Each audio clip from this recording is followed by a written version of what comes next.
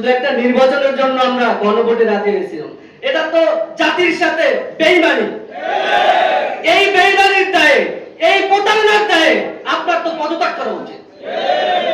যেই ম্যান্ডেট দিয়ে আপনারা নির্বাচিত হয়েছেন, সেই একই ম্যান্ডেটে একই দিনে গণভোট হয়েছে।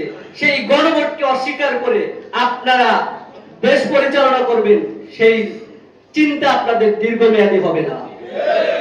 মাননীয় প্রধানমন্ত্রীকে বলতে চাই, মাননীয় প্রধানমন্ত্রী, প্রধানমন্ত্রিত্ব হলো না, কিয়ামত বড়। প্রস্তুতি নেন সেই দিনের জন্য, যেই দিন সাইদ ওয়াসিম মুগ্ধর মুখোমুখি হতে হবে। কি জবাব দিবেন সেই দিন?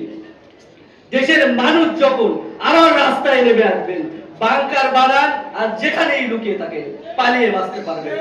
ক্ষমতা আপনাদের ছাড়তে হবে। সুতরাং দেশের মানুষের সাথে বেইমানি না করে, জুলাই যোদ্ধাদের সাথে বেইমানি না করে, আহত শহীদ পরিবারদের সাথে বেইমানি না করে গণভোটের রায় মেনে নিন, জুলাই সনদ বাস্তবায়ন করুন।